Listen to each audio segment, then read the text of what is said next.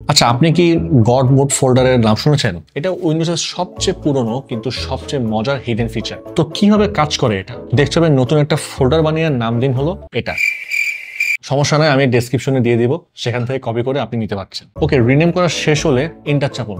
Broom, ফোল্ডারটা এখন হয়ে যাবে একটা সুপার কন্ট্রোল প্যানেল। সব সেটিংস, সব কন্ট্রোল প্যানেল অপশন সবকিছু একসাথে পাবেন। এখন এই ফোল্ডারটা আপনার কেন লাগবে? যখন আপনার registry editor, administrative tools, device manager, power options এগুলো একসাথে লাগবে। গডমোড ফোল্ডারে সব এক পেজেই থাকবে। আইটি অ্যাডমিন বা পাওয়ার ইউজারদের জন্য এটা আসলে টাইম সেভার। এরপর আসছে উইন্ডোজ টার্মিনাল, পাওয়ার ইউজারদের সবচেয়ে ইম্পর্টেন্ট একটা জিনিস। তো উইন্ডোজ টার্মিনাল হলো একটা মডার্ন কমান্ড লাইন টুল, যেটা একসাথে অনেক এনভায়রনমেন্ট চালাতে পারে। আগে যেটা হতো যে আলাদা আলাদা উইন্ডো খুলতে হতো, সিএমডি, পাওয়ারশেল, গিট ব্যাশ বা লিনাক্স শেল, আজুরে সিএলআই সবকিছু আলাদা উইন্ডোতে থাকতো, ঝামেলা হতো অনেক। এখন উইন্ডোজ টার্মিনালে কি হয়? সবকিছু একই জায়গায় এবং এক ট্যাবেই ব্যবহার করা যায়। এটা একদম ভিএস কোডের মতো